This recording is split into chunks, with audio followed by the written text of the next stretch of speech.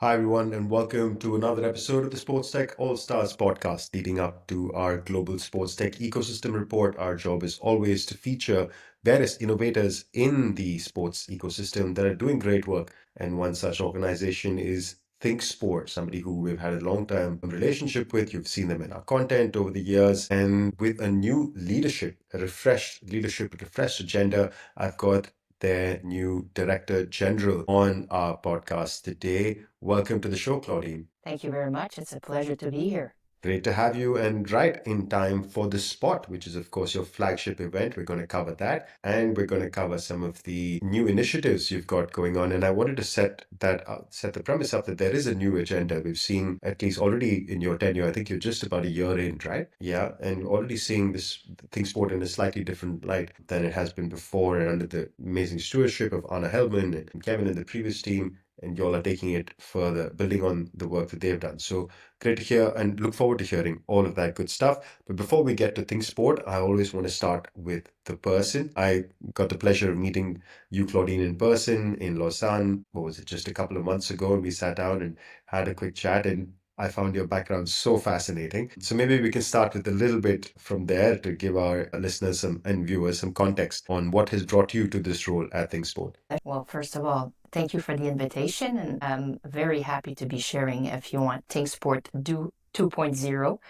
Canadian, born and raised on a farm with three older brothers, doing a lot of sports in my early ages. So it was already an industry that was always fascinating for me, but soon realized that there were beyond the borders of Canada a lot happening as well. Always very curious about this international happening. So I did go abroad for some studies, which led me to work at the Olympic Games in Sydney and in Salt Lake in different roles. Always, if you want, in commercial spheres with sponsorships components. But then after those two experiences, sort of took a step back and wanted to see what I wanted to do next in my career, and was it still to continue moving every 2 years to a different event. Then had a great opportunity to actually join the aviation industry, where I've built more or less more than 15 years of my career. And some in the latest part of this journey, I've been fortunate enough to lead some of the innovation initiatives that we've been doing in this industry. So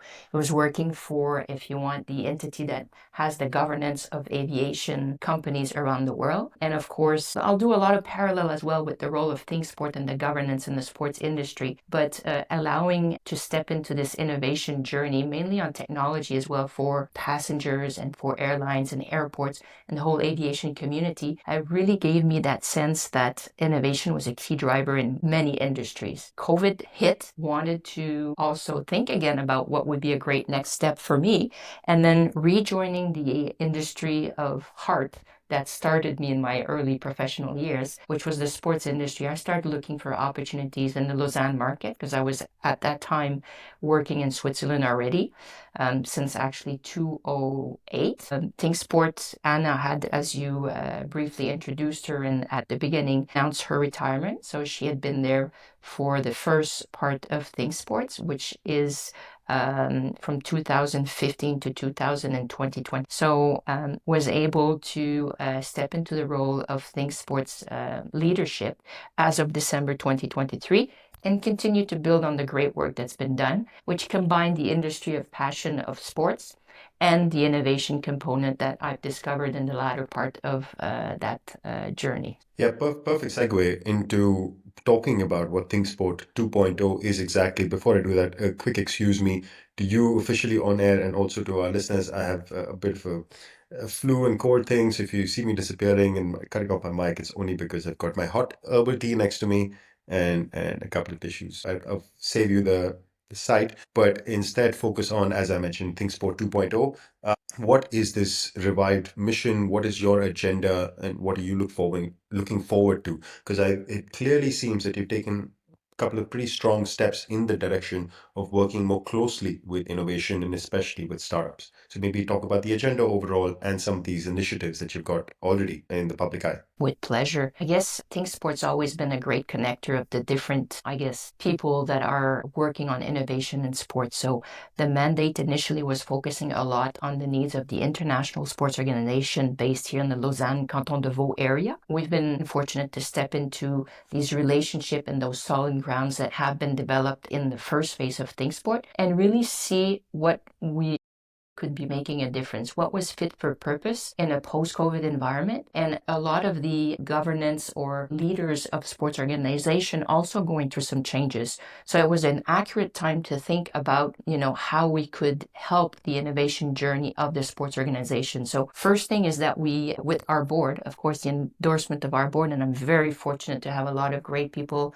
in Thinksport helping our journey and supporting our mission, was really to expand the group of people that were involved in the sports community. So also working with national federations, with clubs, with leagues in Switzerland, maybe breaking the Rusty Graben and extend also those relationships in the Swiss-German pod to really make the sports innovation ecosystem of Switzerland stronger. While it's very, very rich and very present in the Canton de Vaud and the Lausanne city, we wanted to broaden our scope and really also in that journey work with international partners. So that's been part of the chapter 2 of Thinksport, is to see, okay, well, we have a rich ecosystem, as I've just said. We want to connect that ecosystem, but we also want to take them through the innovation journey. We want the, sports ecosystem to really give us what their needs are. So we're helping them in identifying the trends and the needs. We're then helping in a phase 2 to source the solution through different activities,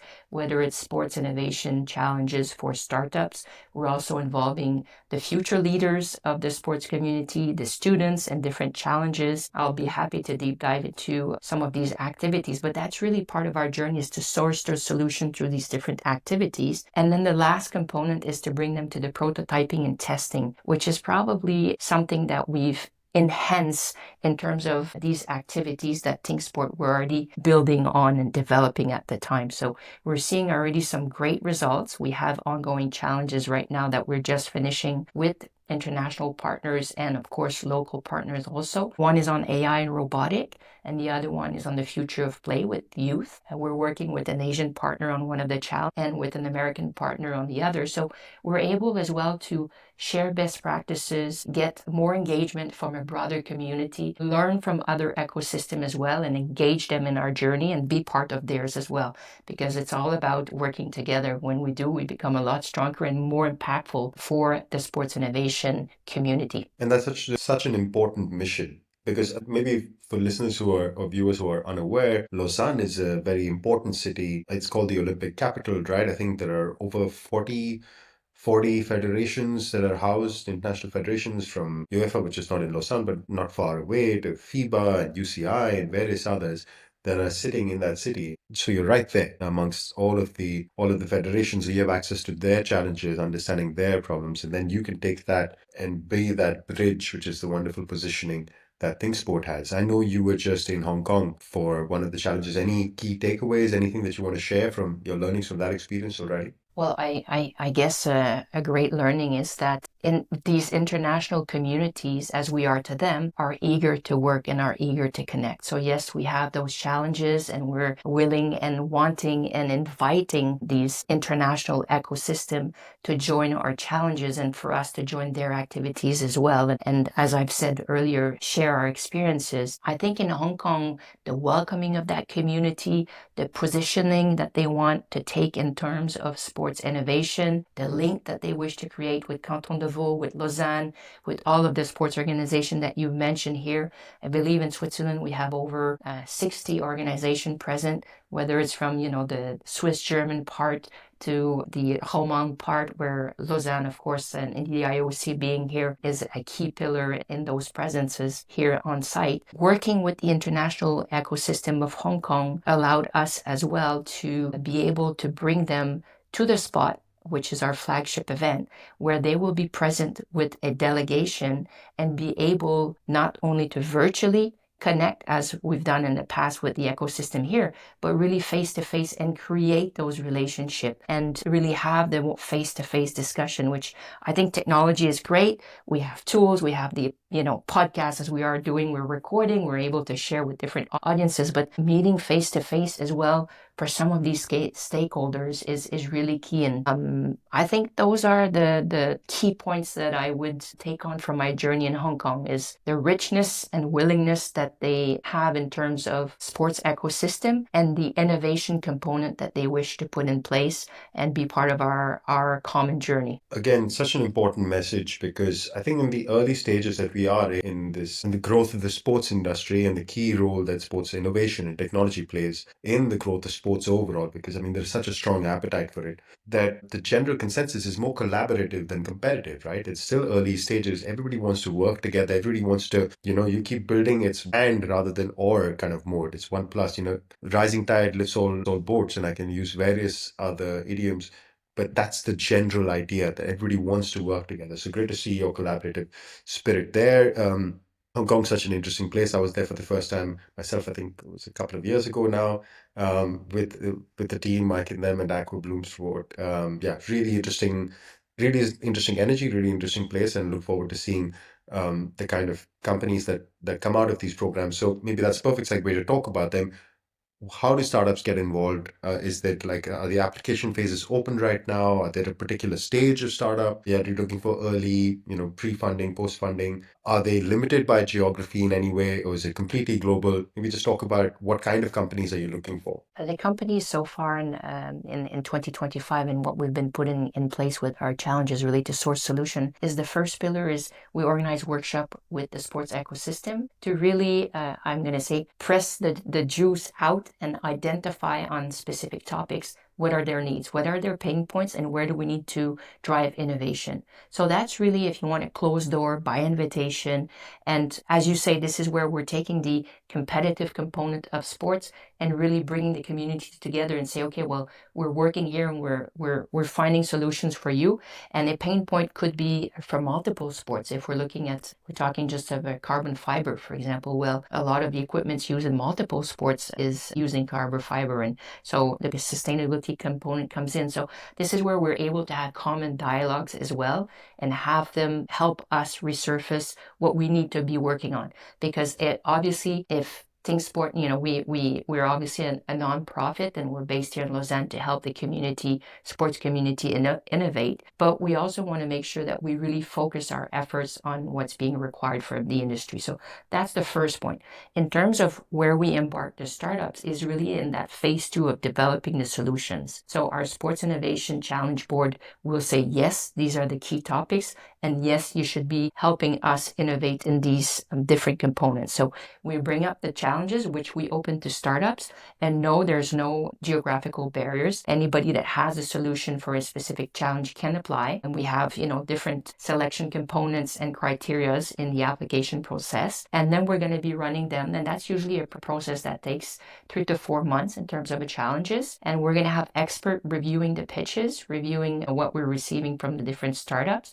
We're going to have our Sports Innovation Board validate semi-finalists, okay, through the applications. With the one that we've just delivered with Hong Kong and Aqua Bloom, our Asian partner, we had over 100 startups that applied. So we really need to take the time to analyze all of the solutions and take what the sports ecosystem thought were the best solutions, helping them in their journey. And then after that, we have a semi-final, which is hybrid or on-site, where those 20 companies are invited to pitch. And there's a selection phase that is done to bring 5 finalists at the spot, where these people will come and fight for a winning spot. And of course, we'll with the prizes that will be offered by our partners and Thinksport, we're able to create a lot of iterations, of course, help them financially as well in their journeys. Once we have this challenge step done, we'll take the winners and we'll reintegrate them into the prototyping and testing with the sports organizations that have been part of the journey since the beginning. So you can see really it's a cycle where we really want to see the results of this innovation phase within the sports industry. So this is for the startups. We also have for future leaders, as I've mentioned, some challenges that we organize. We have one for sports management students. This year they will be working on a challenge that is created by FIBA and in partnership with FIBA. And we'll also have one for data scientist students profile, which will be in partnership with the ISU, the skating union. And also we also bring private partners in those journeys as well that will help facilitate tools, bring financial components to these activities and really helping, I guess, the best solutions come out and be pushed in the industry as quickly as possible. We intend, for example, one of our ambition is for these students' challenges in the fall to bring the solutions into Milano to be tested in specific areas. That's presently, I'm not going to promise it's happening, but it's currently in discussion. So we have great ambitions of really being impactful. At the Winter Games you're talking about, it Cortina Correct. Milano, right? Sorry. Yes. Yeah, Yes. brilliant. No, Milano Winter super Games. interesting, and look forward to the results and seeing which of the companies that are then invited to do these collaborations and build and address the challenges that are coming from the sports organizations. You mentioned the sport in your answer, which is where these finalists will be battling it out, I guess, and that's a perfect segue to talk about the sport. What exactly is it? Most people would know already. It's been a conference that's been around for a long time, a pillar of the community, certainly in this part of the world. Tell us more about what we can expect at this event, in this year's edition. Absolutely. Thank you. Well, this is actually one of the great projects we've been able to inherit that we're in the sixth edition this year. It's where we basically invite innovation and sport industries to connect once a year. People from around the world, startups from around the world as well are there. We have, of course, these finals that I've just mentioned, but we have a lot of great panel discussions. We have athletes, Olympians with us. We have the international and national sports organization joining us. It's an event where we're hosting anywhere between 405 to 600 people a year. We really want to keep that size. We really want to keep the size where people can interact and connect, network, hear about the success stories and the solutions that we're putting forward. So for those of you listening to the podcast, we invite you to join us on May 12th and 13th in Lausanne. We host it here, as you called, in the Olympic capital of Lausanne on a yearly basis. We have ambition of bringing the spot international in future years. So as I've said, we're already in discussion with potential partners from other countries to be hosting similar events as well and engage our communities and their communities, be able to promote as well what's happening here in Canton de Vaud, in Lausanne, in terms of sports innovation. That's also one of our key messages. Come and share with us, come and learn with us. And we hope to see you at the event. I think you'll be also coming and monitoring actually one of our discussion. I look forward to it. Yes, I haven't booked my flights yet, but I think we're all but done. Yeah, I really look forward to being back in Lausanne, seeing you again in person, and also being back at the spot. As I mentioned right at the start, we've been a long-time collaborator of Thinksport. I've been at the spot, spoken there, and workshops, and also in various roles. So look forward to being back there again. Brilliant. I think we've set the stage really well. Claudine, thank you so much for walking us through the innovation challenges, of course, the spot, where at least the first one will culminate, and then there's so much to look forward to. I want to take a step back and just tap into your wealth of experience that you have in terms of dealing with this topic of innovation. Of course, you have it outside of the sports industry, which is even more interesting in your background in aviation. So it's a two-part question. Firstly, what are the biggest barriers you see or challenges when you're dealing with organization when it comes to innovation? What pushback do you hear and feel from them? And then overcoming that, hopefully we do, and we're certainly doing that in this moment. All the initiatives and processes that you have are helping that aim. What topics do you think are their main problem areas? So first, the challenges to address innovation within the organization at a cultural organization level, and then more specifically, what topics are they most focused on? I'd love to hear your opinion. Well, maybe to answer the first part of your questions, I think barriers to innovation would be resources, whether it's financial and or human. You do have some sports organization federations that are already thinking and engaging into innovation journey.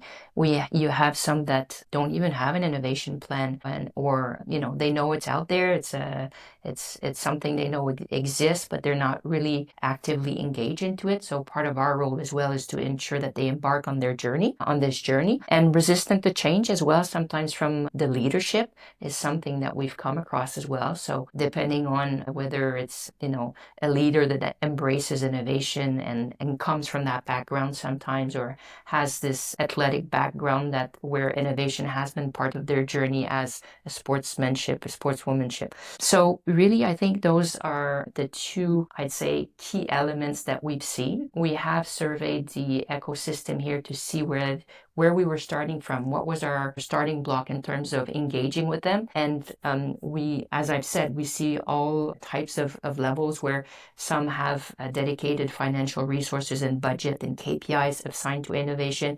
Some even started building an innovation team or having an innovation champion within their structure. So this is great. This is great news for us because it gives us, more traction and more go-to people and resources to engage with and really be more impactful quickly. Then the second part of your question, I guess, key components, we've been talking a lot about data, sustainability, and diversity and equipment, material linked to sustainability. I think all of these topics have sort of evolved as well to a next level. So when we talk about data, we're now talking about artificial intelligence and how is this impacting the performance of athletes, the performance of teams, the fan engagement. So the data component sort of evolved to a next level, and is how can we integrate intelligence not only within the athlete's journey as well, but within the whole ecosystem of sports. I guess where innovation needs to come as well, but maybe less from a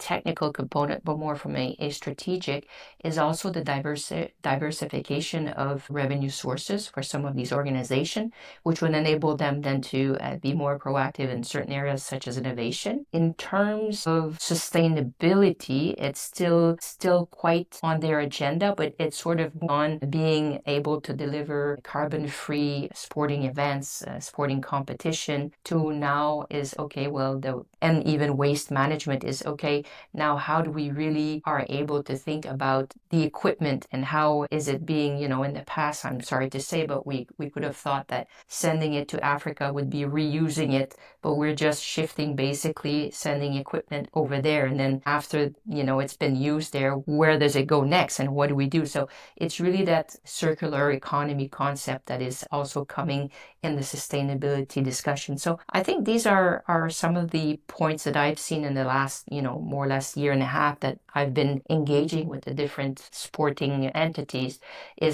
are really those key focus. There's a lot of areas, there's a lot of potential for innovation, but I think those are the key points that are resurfacing. Given your background with the aviation industry, you've kind of got this insider, outsider, back insider kind of thing with sports, right? You mentioned at the start you spent quite a bit of time in sports and you stepped away into an industry completely disconnected. Well, not completely, but obviously not particularly connected. From your perspective, what are the things that sports needs to do, like the quick wins? That's something that sports organizations can embrace quite quickly and quite early and just kickstart that culture of innovation, the kind of stuff that you were addressing in the first part of your answer. I think to say is that, if I look at my journey, I'm not going to give you my age, but in the early stages of my career, where I worked in Sydney, so in 2000, in Salt Lake Olympic Games, where today the sporting organization entities are stepping into their innovation journey. Some things have evolved a lot, while other points have less evolved when we're talking about governance and these components. Really, I tend to say that the sporting industry needs to be quicker in embracing change and be open to testing Of course, I may have forgotten to mention esports. Of course, esport is a big, big component on their agenda in your earlier questions. And right now, a lot of these organizations are looking at, how can we engage and how can we bring our sport into the next generation that are, or, the esports fan. And is esports e-gaming? Is it more than e-gaming? There's still a lot of discussion happening on this topic. Embracing change, putting resources when feasible and available, and of course, having also, I guess, public or governments embracing, helping also the industry to evolve. So it goes down to city hosting sporting events, to national committees, to clubs, to leagues. And I've said we've been wanting and are still in this journey of broadening the scope of people that we're working with, because we realize that innovation to a sport is not only dealt at the international level, it's really going all the way down to the grassroots and the members or the people practicing a certain sport. So it's really igniting this culture all the way through the value chain of the sports organization. I hope this And answers your question. no, absolutely. And I think this is the point I was going to make. You mentioned something about age, but wisdom and experience is much more important than age is just a number. And of course, you bring a wealth of that to the table. And this kind of thing about that, embracing that culture of innovation, embracing the culture of failure, almost like just to live and learn from failure, which, by the way, sports is well versed with because athletes fail far more than they succeed. They lose more than they win. So it's just those kind of things which need, I think, go further into the organization. I appreciate that. Thanks so much, Claudine. Looking forward, you've got the spot coming up in about a couple of weeks. So I know that'll take up a lot of your attention in the short term. But looking beyond that, what can we expect to see more of from ThinkSport in the next 6, 12, 18 months? Right. Well, we're looking at to basically be, as I've said since the beginning, impactful for the sports community. So it's to have more of these workshops, engagement with them, to be able to have for them to share with us what we should be focusing our attention on in terms of innovation. And then, of course, have more of these sports innovation challenges projects. Also develop some other activities that we've been considering is really as well to become sports relevant. So there's a lot of other industries that are strongly linked to the sports industry, such as health. So there's a lot of ongoing innovation in the health segment. And so we're also right now exploring how we can best connect with these different industries that are driving innovation, that are impacting the sports industry. So we're really now right now doing this in the, I'd say, in Vaudois ecosystem. We're also going to expand further into our international relationship. We're in discussion, as I've said, we have partners on certain activities already coming from Asia, from the US, from the Americas. And we're looking to broaden those relationships and have a ThinkSport footprint where we're able to promote and learn from others in other countries. So that's really that international expansion, to be able to bring back more, I guess, solutions, talents to the ecosystem here in Lausanne, where a lot of these organizations are sitting, driving leadership organization. Brilliant. And we will keep track of all that stuff, all the things that you get up to. Obviously, we've featured some of your previous initiatives in our newsletters, in our content. Having you on the podcast certainly helps do that, get that message out and highlight the great work that you all are doing. So yeah, keep at it, I guess, is much needed. And we'll be following you closely. Claudine, thank you so much for taking the time this morning. Before I let you go, one last question is the one I always want to end with. I like to believe we're all sports fans first. So I want to know, what has been your favorite sporting moment? Favorite sporting moment for me personally is when I was selected to be a volunteer in the opening ceremony of the Sydney Games, and being on the field and seeing all of the athletes representing their nation walk just in front of me. I'll always remember that feeling. It's been amazing. So it's not really about a result or an athlete, but it was more about a personal experience, which then, of course, I'm always happy when Canada beats the US or other countries in ice hockey finals. A great answer. And I've heard different athletes speak about the opening ceremony with so much pride. And maybe because not every athlete is going to win, as we've established, like athletes lose far more than they win. But that opening ceremony itself is such a moment of pride to step on the international stage and somebody's holding the flag, somebody's part of the contingent, just walk out there and just be a part of it. I can imagine was an amazing experience for you. And it's such a great city like Sydney. I've never been, but I've only heard good things. So well done. Thank you for sharing that as well. Claudine, I look forward to seeing you. I will do in a few weeks. And I look forward to hearing more about everything that's happening at ThinkSport. Thanks for taking the time. Thank you for today, and we look forward to seeing you in Lausanne. Brilliant. Thanks everyone for tuning into another episode. As I mentioned before, this is all in the lead up to our latest report, which will probably be out by the time you're listening to this episode. So go to our website, sportstechx.com/reports, and you'll find the latest report out there. We also have our bootcamp coming up if you're interested in doing a sports tech bootcamp, learning about everything that's happening in the world of innovation. We have upcoming reports. Stay tuned to our newsletter, our content, our podcast. We have always a lot coming for you. So stay tuned. See you guys next week. Cheers.